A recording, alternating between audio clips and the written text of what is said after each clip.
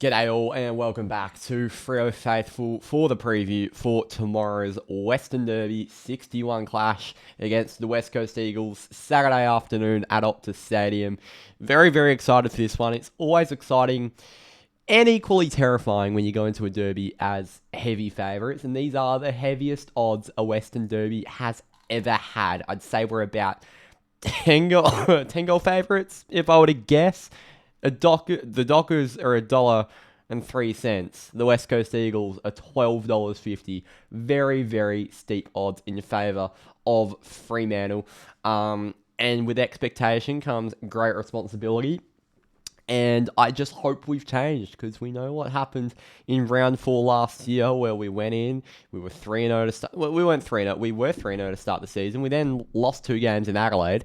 And we were a bit arrogant, we'd come back, we'd get our season back on track when we win in the Derby. Well, in the end, Harley Reid tore us a new one, and that ended up being the reason we missed finals. So, you never know what can happen in a Derby, but I've got full faith that our maturity has grown past that, and we've won 8 in 9 games. We've got the opportunity to make it 9 wins in 10 games, and I just think over the past 9-10 weeks, we've really shown our maturity. So I think we are a different team, and I think we will get the job done. Now, each team has made 2 changes. Fremantle, 2 forced changes. Matt Johnson and surprise injury of Corey Wagner. When did this happen? They said it's a minor ankle injury, so it must have happened at training, or he pulled up sore from the Collingwood game. I'm not sure, but not ideal to not have Wags, because Jack Ross tagged Harley Reid out of the game last week, and Richmond's got a hold of him. So it feels like if you tag Harley out, then it's easy as that.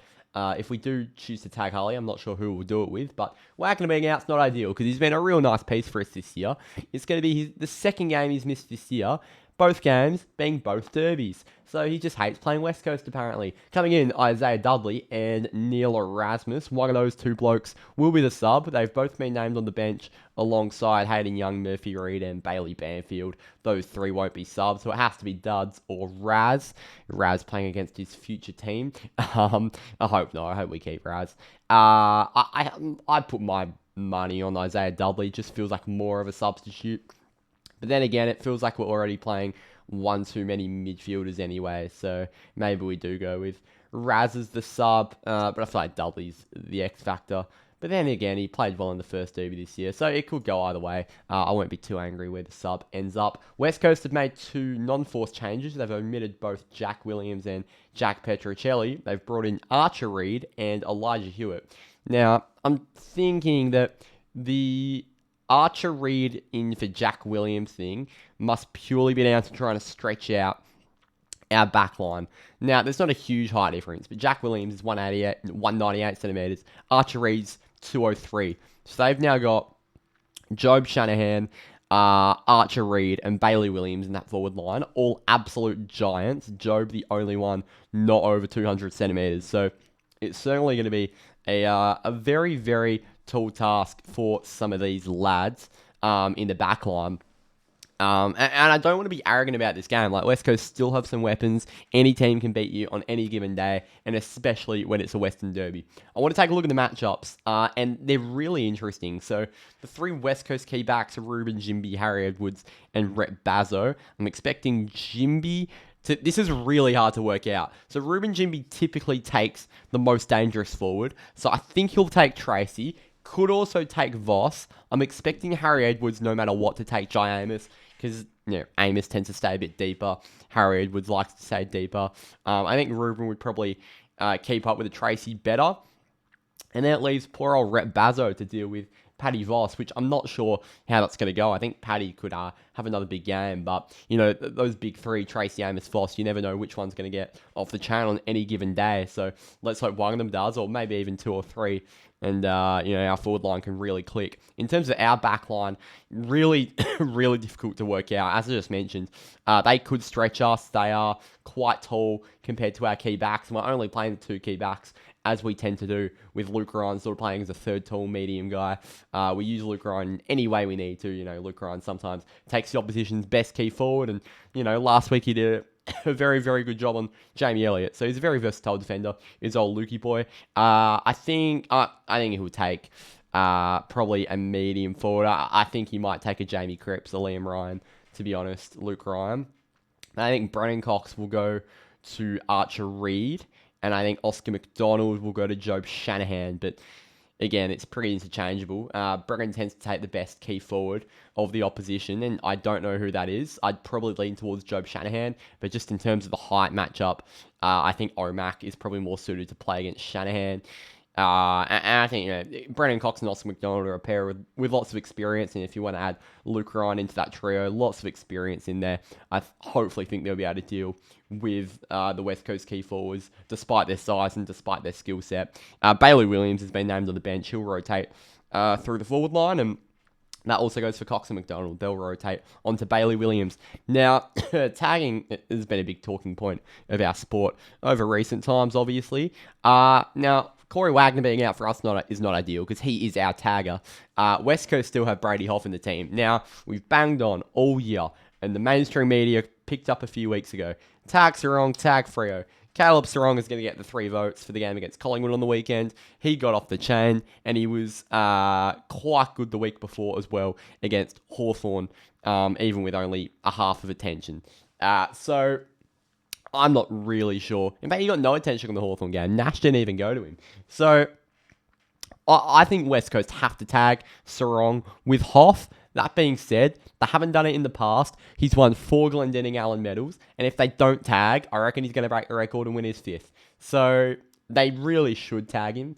I'm not sure they will, though, because they haven't in recent years, and I think Mini might just want to go head-to-head with our midfield and see how it goes, which probably isn't a good idea, but might be the best for the West Coast sort of experience going forward. But it's also a results business. Give yourself the best chance to win. And I think you do that by tagging Caleb Sarong. So I'd be interested if they don't tag Sarong, but we'll see what happens. And we might need to deploy a tag on Harley Reid at some point in the game. Richmond did it for 1 quarter, 1 half, however long, when he had a really big first half on the weekend. And Jack Ross sort of shut him out of the game, and they won big through doing that. So if Harley's all we need to stop, then we've just got to find some bloke to do it, whether it's Jager to do a job, and Noddy. Hayden Young's done defensive roles in the past, but probably not at this stage in his career. Neil Erasmus, that's maybe what his job is. We've got guys to do it, and I'm sure we'll find someone if need be. What are the keys to win this game? Very, very hard to sort of dissect how we win this game because we are so clearly better than them. It's not like, the Hawthorn and Collingwood previews we've done in recent weeks where we have to pick apart certain parts of their game. It's pretty straightforward. The 3 points I've got are hunger, don't be arrogant, and get the midfield going. 3 very straightforward points. We bring hunger, we win big. It's as simple as that. We are far better than them. And if a team like Richmond can beat West Coast by 50 based off 1 quarter, a good 4 quarters from a team like us, I don't want to, be arrogant, which is contradicting my second point. It would be a massive percentage booster. So we need that percentage. Hawthorn just had a fair one against Carlton. They probably could have done some more damage, but there are only 2 or 3 teams we can really realistically catch on percentage. So a game like this is massive. West Coast are obviously, I'm not being arrogant right now. I think I'm just being realistic. West Coast are the worst team we'll play for the rest of the season. They've won 1 game all year, probably 2 after this weekend. But, it's just the pessimistic mind of a Dockers fan. We just need to bring the hunger. We're better than them. And if we bring the hunger, I think we win the game big. Anyway, after being arrogant, my second point is don't be arrogant. But that's more directed towards the players. I think the fans are allowed to be arrogant. They're allowed to do whatever they want. It's all a part of Derby week. Especially when your team's 10, 12 goal favourites. Now, we know what happened last year in round 4. Harley tore us a new one, yada, yada, yada. But I trust we've matured and we've moved past that. This is West Coast Grand Final. They will be so hungry to win this game, I think. Sometimes the last Derby in 2023, they should have been hungry and they just didn't show up and we won by 100 points. If they don't show up, we'll win by 100 points. I can guarantee you that. However, if they do show up, they can obviously give us a challenge because it's a derby and anything can happen when you've got enough fight, even if the execution's not there. So we need to bring the footy that we'd bring to play the Brisbane at the Gather, Collingwood at the G, Adelaide and Adelaide.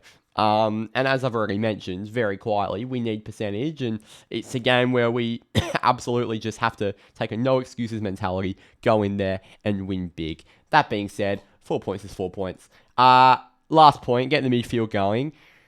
We don't want to go in and, like, as I mentioned, I think we're a more mature team now. It was clearly shown on the weekend against Collingwood, the week before against Hawthorn, and the 8 weeks before that.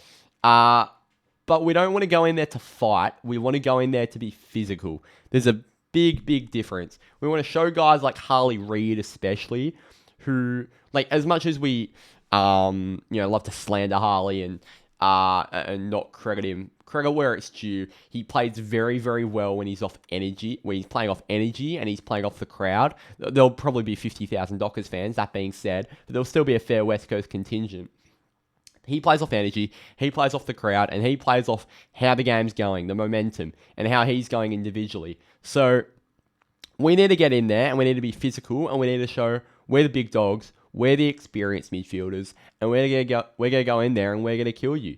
Not literally, that wouldn't be good for the AFL if we killed Harley Reid. But we want to go in there and we want to beat them comprehensively, particularly him, who is leading that midfield and leading that footy club at the moment. We've got the star power to do it, and we absolutely have to show it. It's the first time, while at their absolute best, we're going to have this midfield rotation of Darcy, Jackson as a rover and a ruck, Sarong, Brayshaw, Young, and Bolton. Like, these are all Australian caliber players. Sean Darcy's won a Doig medal. Luke Jackson's won a premiership.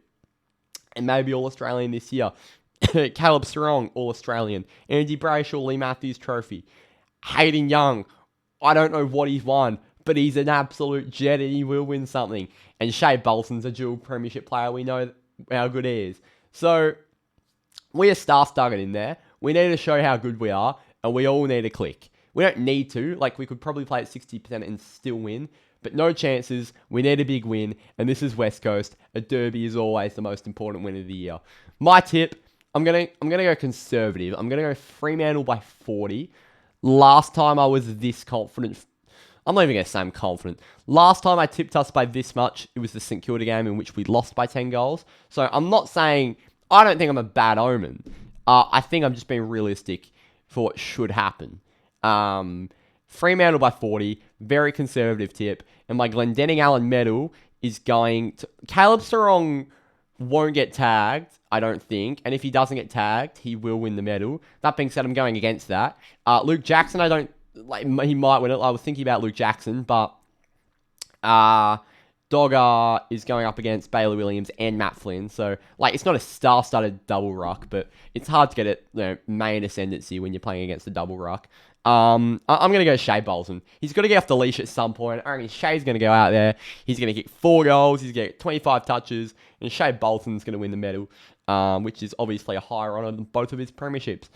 Leave your tip in the comments. Leave your prediction for the Glendenning Allen medal in the comments as well. Tell me if you're going to the game. I'd be very interested to see. 55, 60k expected. Very, very excited for a unique Saturday afternoon derby time slot. Thank you all for watching. Stay across all the Freo Faithful content across the socials, Instagram, Spotify, rate us 5 stars, and YouTube. If you could hit that subscribe button, that would be much appreciated. We are nearly at 1,000 subscribers, less than 100 away, so it would be much appreciated if you could hit that subscribe button. Thank you for watching. Up the Dockers, and let's hope we get Derby 61 in the bag.